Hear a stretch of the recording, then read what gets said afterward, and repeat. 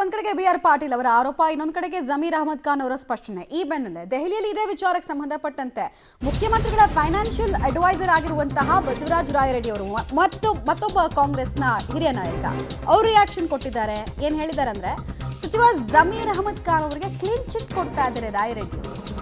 ಶಾಸಕ ಬಿ.ಆರ್. ಪಾಟೀಲ್ ಅವರ ಹೇಳಿಕೆಯನ್ನ ಗಮನಿಸಿ, ಮಂತ್ರಿಗಳ ಮೇಲೆ ಅವರು ಆರೋಪವನ್ನು ಮಾಡಿಲ್ಲ. ಜಮೀರ್ ರಾಜೀನಾಮೆ ಕೊಡುವಂತಹ ಅವಶ್ಯಕತೆನೇ ಇಲ್ಲ. ಜಮೀರ್ ಶ್ರೀಮಂತ, ಚಿಲ್ಲರೆ ದುಡ್ಡೆಲ್ಲ ಯಾಕೆ ಬೇಕು ಅವರಿಗೆ ಅಂತ ಕೇಳ್ತಾ ಇದ್ದಾರೆ. ಅಲ್ಪಸಂಖ್ಯಾತರಿಗೆ ಸಾಕಷ್ಟು ಕೆಲಸವನ್ನು ಮಾಡ್ತಿದ್ದಾರೆ.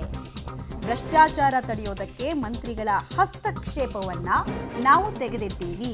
ಇದು CM financial adviser Basavaraj Rayareddy ಅವರ statement. I am also senior leader and elected 7-8 times. I know the difficulty of the MLAs also. But ಅದನ್ನು ತಪ್ಪಾಗಿ ಅರ್ಥೈಸ್ತದೆ. ಅಸಮಾಧಾನ ಅಂತಲ್ಲ, ಸಮಾಧಾನ ಇಲ್ಲದೇ ಇರ್ಬೋದು. ಆದರೆ ಅಸಮಾಧಾನ ಅಂದ್ರೇನು, ಔಟ್ರೈಟ್ ಆಗಿ ಏನೋ ಮಾಡ್ತಾರೆ.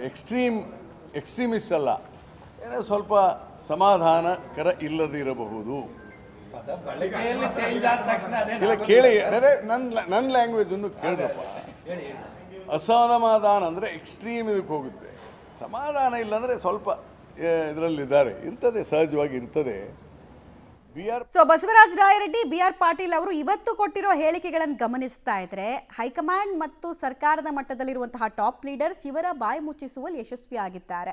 ಸ್ವಲ್ಪ ಸುಮ್ನಿರಪ್ಪ ಅಂತ ಹೇಳ್ದಂಗೆ ಕಾಣಿಸ್ತಾ ಇದೆ. ಯಾಕಂದ್ರೆ ನೆನಪಿರ್ಲಿ, ಬಸವರಾಜ ರಾಯರೆಡ್ಡಿ ಅವರೇ ಫಸ್ಟ್ ಈ ಸರ್ಕಾರ ಬಂದು 100 ದಿನಗಳ ಒಳಗಾಗಿ ಸರ್ಕಾರದಲ್ಲಿ ಭ್ರಷ್ಟಾಚಾರ ಆಗ್ತಾ ಇದೆ, ವ್ಯಾಪಕವಾಗಿ ಕಮಿಷನ್ ಮಾಡ್ತಾ ಇದ್ದಾರೆ, ಲೂಟಿ ಮಾಡ್ತಿದ್ದಾರೆ ಅಂತ ಅವ್ರು ಪತ್ರ ಬರೆದಿದ್ರು.